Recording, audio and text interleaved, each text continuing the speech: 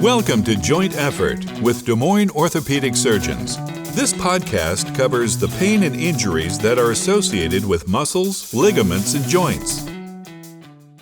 Welcome to another episode of Joint Effort. I'm the host, Jason Sullivan, here with Dr. Shawn Spooner. Thanks for joining us. Thank you very much for having me.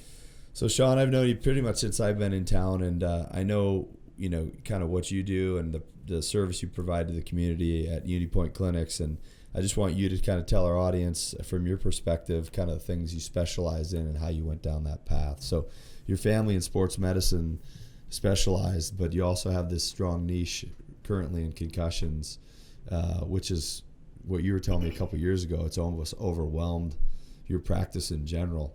We're going to get to concussions, but give me a little bit of background about yourself and how you got to where you're at. Sure. So, Shawn Spooner. I grew up in Iowa, a small town by Sioux City up in northwest Iowa. Did my undergrad at Iowa State, go Cyclones. Went to Iowa for med school, and then. So you stayed a Cyclone fan. Oh yeah. That didn't change. No.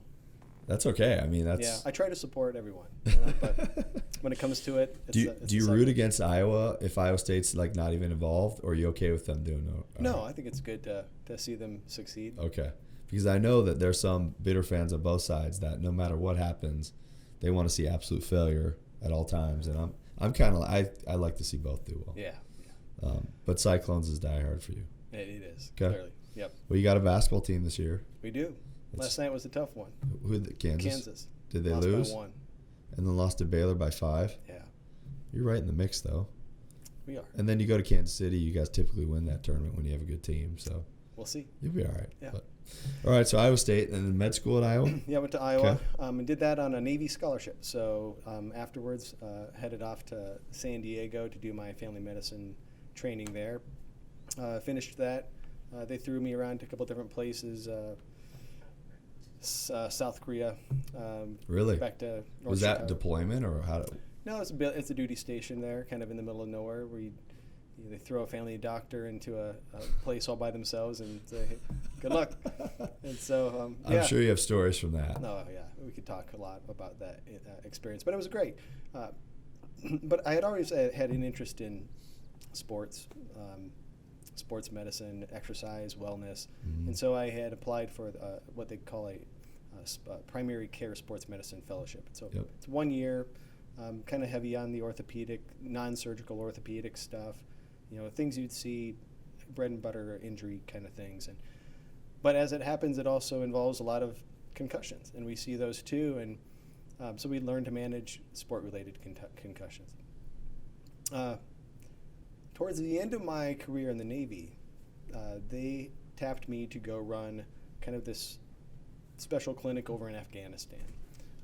Camp Leatherneck had a. Were you like, thank you for the opportunity? Yeah. How do you I really that? No, I was excited to do it because it was a pretty kind of cutting edge thing that they had going on around head injury management, and had a lot of research funding and support, and frankly I hadn't gone anywhere operational, and I kind of felt I owed it to the Navy to do something out there, and I wanted to have that experience anyway. So I was like, heck yeah, I'll do this. And they asked me if I would go and run this clinic that was there to manage non-surgical orthopedic injuries that you'd get in combat, but also run a concussion center that was a regional referral center for the whole region of Afghanistan. Where were you stationed? That was Camp Leatherneck. It was Helmand Province, kind of like the southwest corner. Just a huge base, basically, that you're on? Huge base, yeah, massive base. It's like 18 miles around. Oh, really? It's huge. It has its own airport, hospital. So is your clinic like kind of a pop-up clinic, or is it brick and mortar, or? It was like a Morton building kind of deal, and it was a compound. So we had a clinic, we had physical therapy space, we had an occupational therapist. We had a combat stress center next to us, so we had a psychiatrist and a neuropsychologist, and a bunch of corpsmen that were sort of our trainers, if you would, our athletic trainers, boots on the ground guys, and a little mini hospital where we'd keep people who had suffered head injuries and were sensitive to lights and sounds and things, and in a kind of climate controlled space where we could help get them better. How busy were you dealing with head injuries? So in about 2 years, we had 2,000 concussions. that we managed, maybe 500 or so the year I was there. Wow. The most in a day was 35. They would come in batches when there's some type of conflict or big boom happens, and a lot of guys get shockwave. Yeah. And so they'd come in a big convoy and drop them off. And so you were this is what, 8 or 10 years ago? Or? This is 2013. 2013. So at that point, I guess you're probably thinking, and you probably, since you see so many of these patients, you realize a concussion isn't just boxed into one thing. This is someone said once, and this isn't my phrase, but I heard this phrase before: if you've seen one concussion, you've seen one concussion, because they all have similar characteristics, but they can be completely different in how they present. And so you really have to take each one of them individually and kind of manage them in a purposeful manner. We found it was best in a team approach. So that's kind of why the Navy had put together this complex with PT, OT, neuropsych, and sports medicine, because we had the background in some concussion work to run this thing. So you come to Des Moines, and essentially you've set that team up here. I came back. It's time for me to get out. My family's from here. We wanted to come back here. So after 9 years, it's time to get out. And I had asked UnityPoint, hey, can I do something? Can I do some sports medicine, something? And they're like, yeah, sure. Come try it out. And then you start to see people coming in with head injuries. Sports for sure, but way more non-sports. Car accidents, falls, work-related accidents, you name it. People can get concussions a lot of different ways. And I recognize these people, like, hey, you look very familiar. I know this injury, but I'm looking around. I'm like, I don't have my team anymore. Right. And so you really have to try to find people who have that skill set, have an interest in developing skills around that sort of management. And so I did. I found a couple physical therapists who were really good at vestibular and cervical spine and functional vision. How do you vet these? Because it's such a niche skill, right? Yeah, I was just dumb luck. I ran into one of our therapists at Lutheran outpatient therapy. Her name is Angela Barr, and she had moved here, I believe, from Scripps La Jolla in San Diego. She was working with our Wounded Warrior program there. You're kidding so me. She had been doing all of this already, really top notch for physical therapy for concussions, and so she was it. And so I'm like, hey, look, I got you as my physical therapist. I got one part of the team. She introduced me to a speech language pathologist who worked also in that Lutheran clinic, and she became sort of our adult cognitive rehab therapist, doing our cognitive coping strategies, cognitive rehabilitation skills. And so we sort of had the cognitive and physical piece there.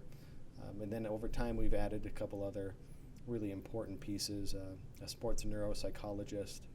Tell me his role, or his or her role. So Dr. Marla Shapiro, she is a brain injury expert. And so that can involve concussion, it can involve brain health, behavioral, educational problems. She's going to work with more of our young adults, so maybe 35 and under, cognitive problems, social, emotional, mood issues, messy family environments, all the things that can impact a recovery. Many times our complicated cases tend to be the concussion's probably over, frankly, metabolically, but they still have these chronic symptoms, and a lot of them is because there's some situational thing going on. Right. At work, at home, prior trauma informing their current symptoms, history of anxiety disorder, things like that then we end up managing as part of that collective injury. When you say metabolically, it's interesting. I've never, and I know nothing compared to you in concussions, but I've never referred to them that way. So let's get back to what is a concussion. Let's talk about it in terms of your definition of it, a layperson's definition of it, and then what does metabolically happen to that individual? Sure. So concussion is a temporary functional injury to the brain. That means it's not a structural problem, it's a functional problem. And it appears that it is mostly a metabolic insult to the brain. So the brain takes an insult. It could be a direct blow, it could be a transmitted force from somewhere else, and it changes a little bit the chemistry of the brain cells. Not all of them, but certain functional areas may be involved. There's a complex ion flux that goes on. I could go real nerdy on you, but it's okay. We're here. A flux of sodium, potassium ions, and whatnot. And in order to reset does it destabilize the membrane? You could think of it that way. Okay. And so in order to reverse that or reset that, it sort of puts our sodium, potassium pumps on overload. They start to overuse our intracellular glucose, our sugar supply that we've got intracellularly, but it needs way more in order to get this done. Simultaneously, it can't bring more in very efficiently. Okay. So it ends up in sort of an energy crisis where it's using more energy to repair itself. It can't utilize the energy efficiently. And so it's like running on slow Wi-Fi. The whole brain is just, it's a software problem. People think, well, is my brain inflamed? Is it swollen? Is it bruised? It's not a bruise. It's not inflammation. It's a software problem. The hardware is okay, and a lot of times we see that when they go to the emergency room and get a CT scan and it looks normal. It doesn't mean that they don't have an injury to the brain. It's just a functional injury. Is a CT scan mandatory for everyone with a concussion? No, it isn't, and it almost never. Does it give you any valuable information? Other than they don't have a bleed? Yeah, right. No, just it reassures you there's not a structural component going on, and maybe it reassures the patient that they don't have some traumatic brain injury component. But often, more than not, it sometimes devalidates the injury for them. They say, "Well, my CT was normal." Yeah, right. And then you have to kind of educate them as to what it is. Look, it's not a structural problem; it's a functional problem. It's a metabolic injury. Is there any imaging or metabolic uptake or something that picks up a concussion? There's these functional MRIs that are more in the research area. Okay. You can't really get not them. Cost effective. Not cost effective. They don't have great normative data yet, so we're not even sure necessarily what they'd show. But there are places around the country who will take a lot of your money to give you a functional MRI. It doesn't change treatment at all. They probably don't have someone like you to even interpret the functional MRI for them. Well, and I've talked to radiology, and a lot of times, unless you have certain algorithmic software packages, that it would be sort of fraudulent to be doing these scans anyway. Okay. Yeah. All right. Fair enough. So if this is an injury, a generalized injury to the brain, can it manifest physically many different ways for a patient? So depending on what area might be most involved, you might have a different set of subsymptoms, and some of them are, so I guess the most common symptoms you're going to have physically are going to be generally headaches of some sort, generally a tension type headache, dizziness, a sense of postural instability or imbalance, sensitivity to environment, lights, sounds. Can they affect speech? It can affect speech. Some people will have stuttering, slurred speech, a lot of word finding problems, just executive function skills. So now we're kind of getting into the cognitive part. People will often have slow cognition. Again, we're on slow Wi-Fi now. Things just don't come as fast. You can't think of things. Normal tasks seem frustrating. Okay.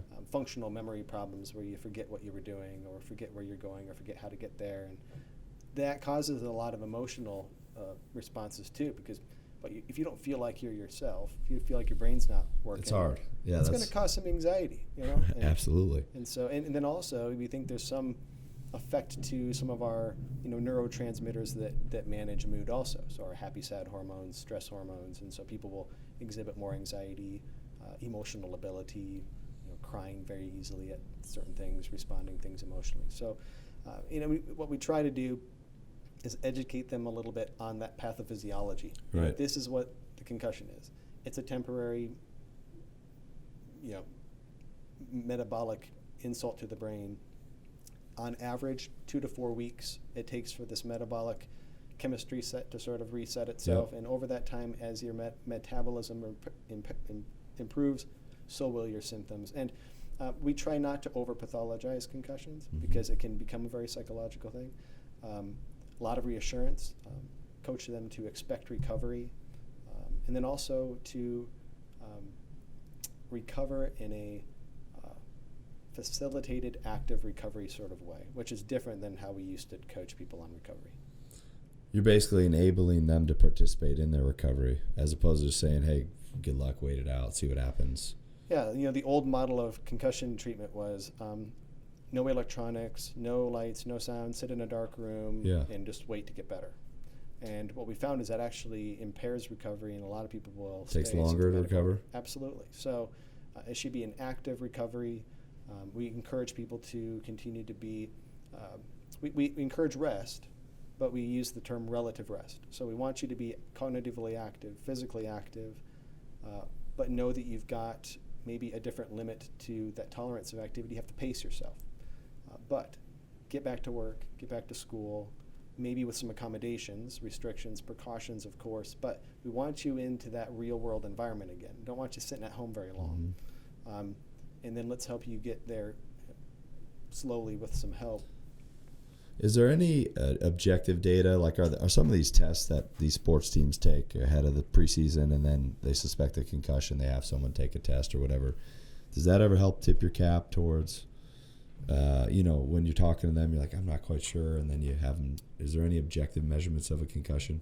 So a lot of these preseason tests, they become sort of mainstream, and I would almost say people can consider them standard of care. But you'd be surprised at how it's starting to kind of come back and turn around from those. And really because a lot of these tests aren't well standardized. And depending on many external factors, how you do on a preseason, baseline test can be different in the morning if you had 4 hours of sleep or 8 hours of sleep, or if you've had breakfast yet or not, or if it's at the end of the day and you've had a long day. I mean, it's just all these things that can, what's the environment of that test? Is it a computer bank with 8 other people around you? Is it a busy training room? Right. And so then you do the test after a concussion, and it's hard to know how to interpret that necessarily. Sure. Now, is there value? Okay, there's always good to have a little more data than less data. And so if you can see that someone performed particularly worse than their baseline, okay, that may tell you that they got some room to go.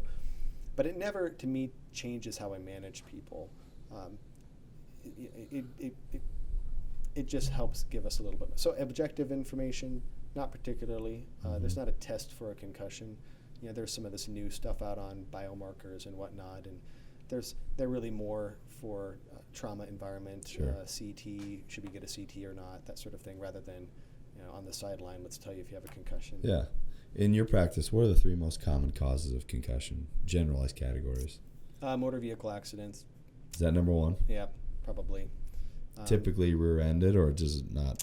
Typically rear-ended, Okay. yeah, or T-bone probably. Okay. And then probably sports-related concussions or activity-related, so skateboarder, bicyclist, Yeah.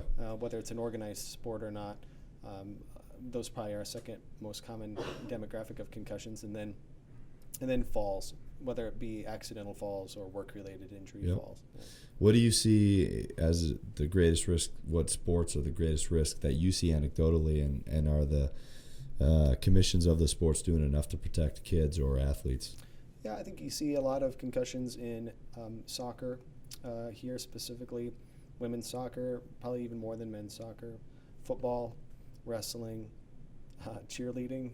Isn't that crazy? Yeah, a ton of cheerleading, dance. Is that just getting thrown in the air and getting caught, or is it? More likely it's getting landed on, Yeah. honestly. People think it's the person on top. Sometimes, a lot of times it's the person on bottom. No kidding. Yeah, but in our practice, soccer is probably the most common. What do you think it is with soccer? You think it's the header, or do you think it's knocking heads when they're going for a header, or just falling to the ground? Or? Yeah, it's usually either head to ground or head to other body part, knees, elbows, Okay. Body to body type of thing. I don't know if I've ever seen one that was specifically from a header per se. Maybe they took a really strong kick to the head they weren't expecting, and so that could have been a mechanism of their concussion. What could you say to people that are listening about, you always hear about the athletes that they had a concussion, they hit it from the team doc or whoever it is, right?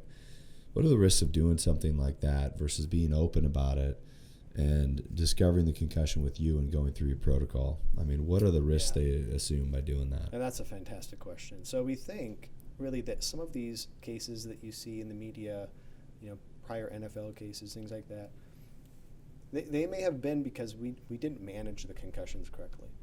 We think that if you receive additional trauma while you're still in that metabolic window of recovery, that it can turn that into a much different thing. Now it can become more pathologic from a structural component, diffuse axonal injury, tau protein deposition, things like that. Tau protein, just tell us real quick what those are. Yeah, that's sort of the histopathology of CTE or other neurodegenerative conditions, even Alzheimer's, things like that, they all share very similar pathologies there from the histological perspective. But we believe that a lot of that could be potentiated from head injuries that are cumulative while there's still a metabolic risk there. And that if we can manage these appropriately by ensuring that people are fully recovered before they would unfortunately take another injury, that their risk of long-term sequelae or effect from that should be much reduced. Okay. Now, if you're hiding a concussion and you go out in football, you get your bell rung, are you more prone with less velocity to have another concussion? Is there any evidence of that? Yes, your threshold for re-injury will be much less. Okay. And a lot of times we will see people who will come in and they'll say, I had 2 concussions. I had one last month and one this month. It's more likely they never recovered from their first concussion before they got the second one, in most cases. And it's probably that they just weren't out of that metabolic window. We don't have a test that says, oh, you're metabolically recovered. All we've got is our best judgment based off, can you tolerate, and this is why we make people do return to learn, right? They have to tolerate cognitive activities, school environment, all of that without symptom provocation. So now we know your brain can handle cognitive capacity without symptoms. Do that, then we have to ramp you up through the return to play protocol, and that's why we have a 6 to 7 day ramp up. It's because we need to stress the metabolism through graded exercise and dynamic exercise to see if it can tolerate it. And if you get symptoms, dizziness, headache while you're in that protocol, you're not metabolically recovered. There's possibility that the window goes a bit beyond our ability to measure, and that's where we always have to think, I don't know, I play this a little more conservative probably, and especially with our youngest athletes, our teenagers, high schoolers. What's the risk? What's risk benefit of taking an extra week off, one extra game off, or risking something more long term? And generally, the parents see that more clearly than the athlete does sometimes.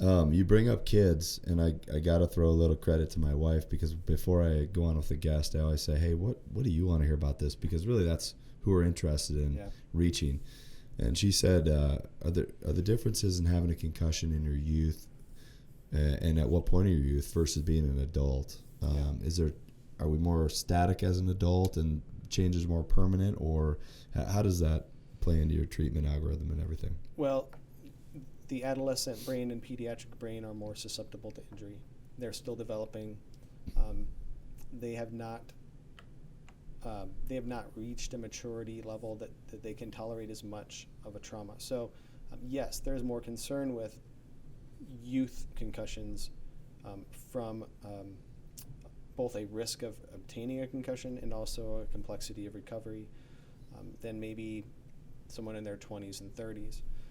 Conversely, if you're in your 60s and 70s and you get a head injury, you don't have as much reserve probably to deal with that. And so you see some complexities at the younger age and the older age, though you see exceptions all the way through, where you have very minor youth concussions and very substantial, 20, 30-year-olds. Same concussion, or let's say same car accident in a 50-year-old versus a 12-year-old.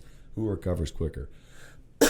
It's variable. Is that right? You don't know the physics of what happened, and also a lot of it's informed by comorbidities. So what are your comorbidities? Do you have pre-existing migraines? Do you have pre-existing ADD, ADHD?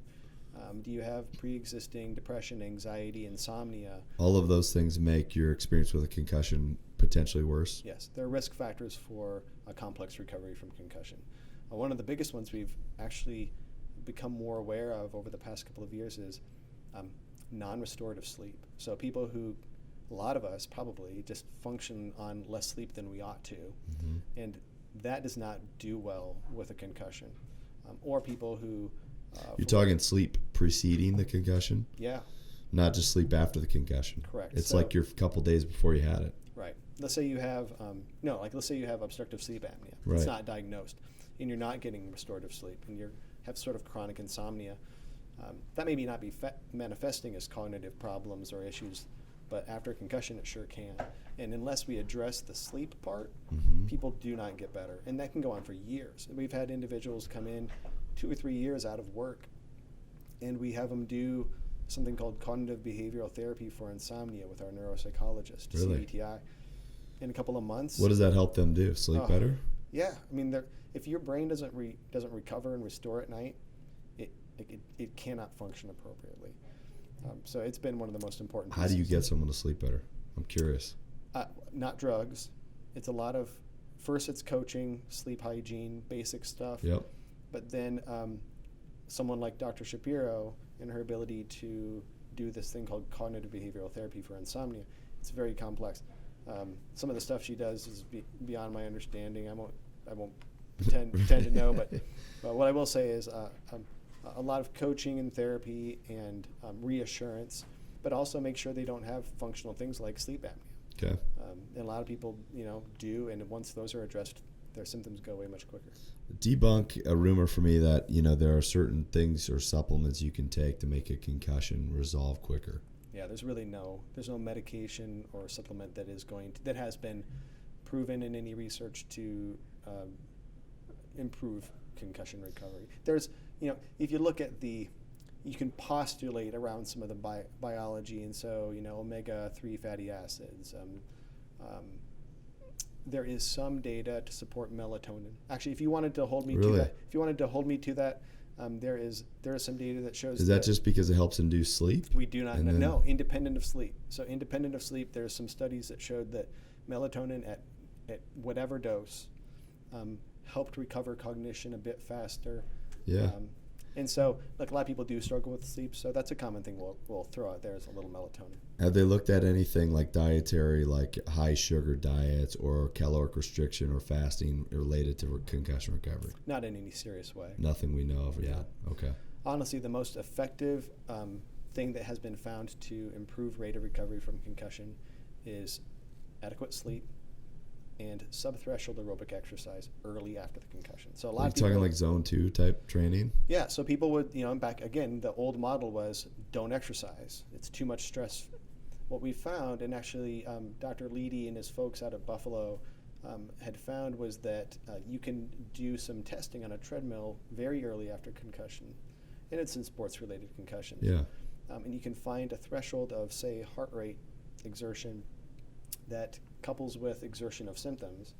And if you coach someone to exercise at about 70% of that threshold, it can make them get better days to weeks faster than if they just sat around on the couch. So a lot of it now is coaching athletic trainers to, under supervision, allow their concussed athletes to do a bit of light aerobic exercise. What's the theory behind that? Is there a working theory as to why that's helpful? There probably is. I think a lot of it has to... Is it stabilizing those membranes to some extent? Or I think some of it is improving the health of our autonomic nervous system. Okay. So there's a thing called our autonomic nervous system. It has to do with... autonomic nervous system is our automatic nervous system. It does things like heart rate, blood pressure, gut motility, all the things you don't consciously control. One of those is cerebral blood flow on a microscopic level. And so we think that some autonomic headaches can exist if people are particularly sensitive to physical exertion, exercise intolerance, and we think that we can, help recover that autonomic dysfunction that's happening.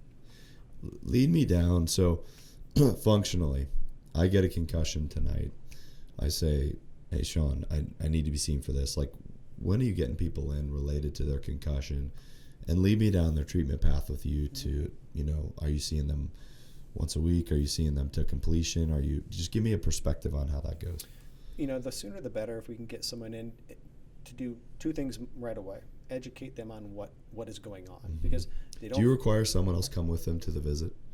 Not necessarily. It's nice because... Do you find that to be favorable, though? Oh, yes. Because a lot of times they have a perspective that the concussed individual Sure. doesn't have. Or maybe can retain information. Right. You tell them that they're... A lot of our information is all... we provide... I'm a habitual handout maker. Are you really? So I make a lot of handouts. I'm a highlighter too. So these people go home with all these things highlighted, so that they're not going to remember half of what I said. I want them to be able to look back at it later and be like, oh, okay, I understand this. Yep. So no, the earlier we can to provide education, to provide reassurance, and to help coach them through those early stages, so they don't kind of get in a funk, and also coach them on some of the good lifestyle modifications you would do early. Relative rest. Maybe it's not maybe it's not best to go to your busy call center office job for 10, 12-hour shifts the next couple of days. Like, let's give you a little bit of a break. It's okay to stay home for a couple of days. Coach them on appropriate, treatments for conservative management of headache. Yep. And all those things. Work on sleep, work on those things. So we coach, we talk about what expectations. Do they all then get set up with a consultation with your team based upon who needs what? Yeah, so based on how they present, if it's very mild, they may not engage with anyone in our team. It may just be education. Sure. A 1 or 2 week follow-up. If it's a sports-related concussion, usually 1 week. Who needs physical therapy?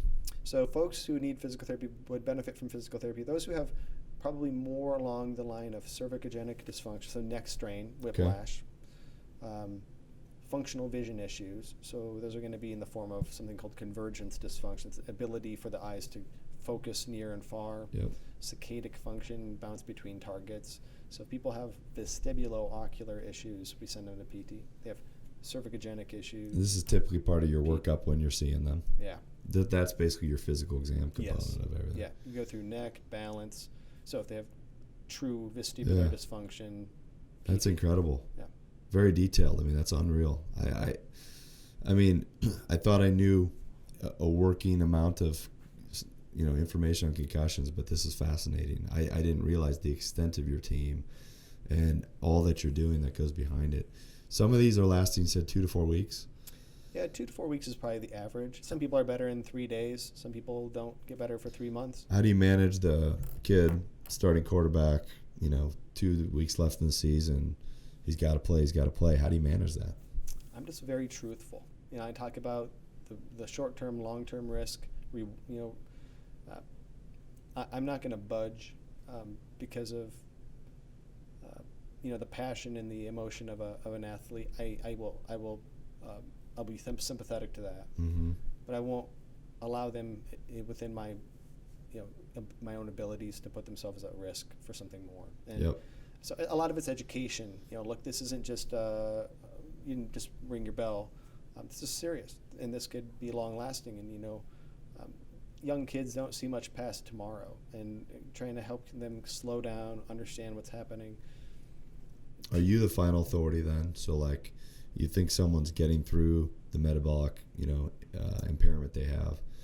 Are you then seeing them that week and saying, okay, we're good, we're good here, and you clear them, or how does that work? I would be, I'll be cautious on that. I do think it, generally, yes, like we would give them the clearance, but I will give additional authority to the athletic trainer that is in charge of that athlete. So, because you see a lot of this where people will go and they'll doctor shop and they'll get a note from their doctor and they bring him back to their trainer and say, look, I got my clearance letter. Right. That trainer knows that kid. He knows his baseline better than any test we could have done before the season.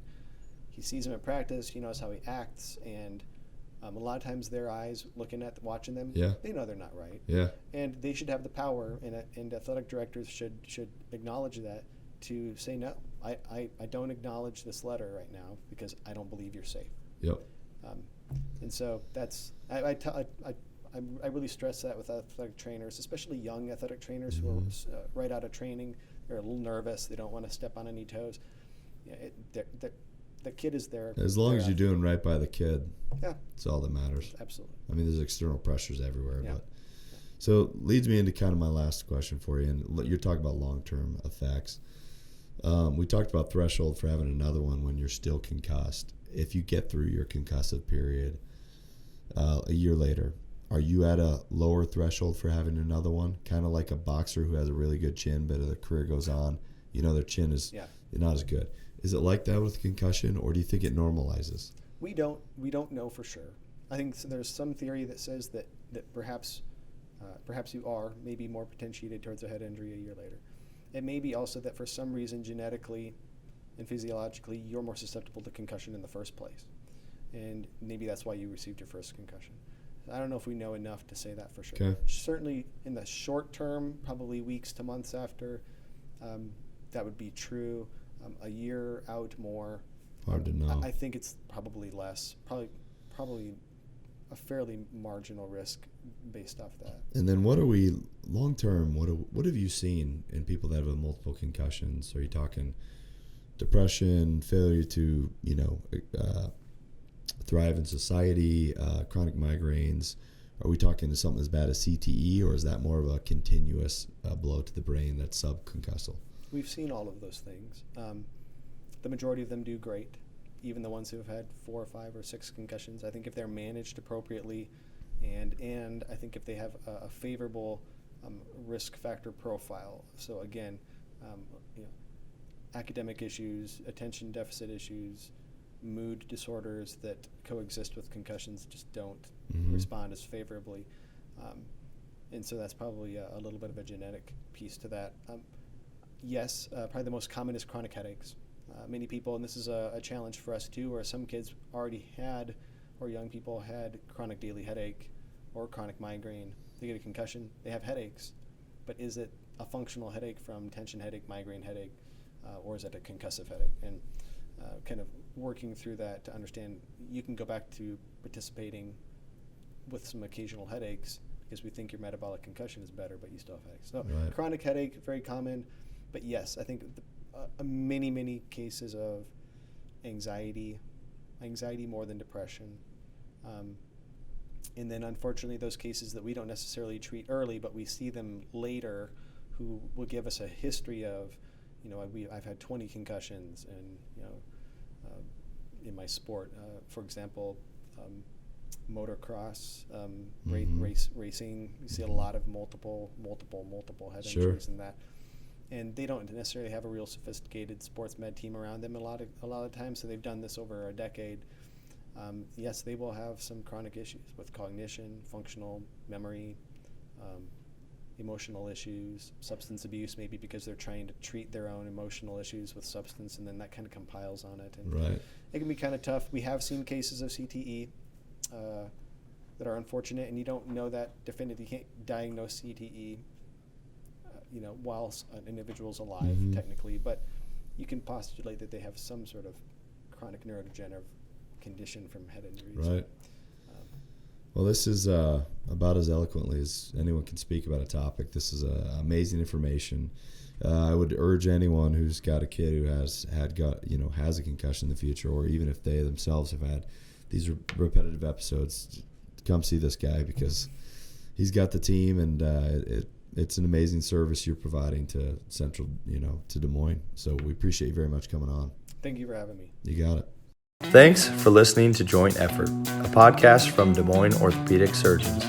If you have questions about this podcast and wish to schedule an appointment with the surgeon, call 515-224-1414 or visit dmos.com.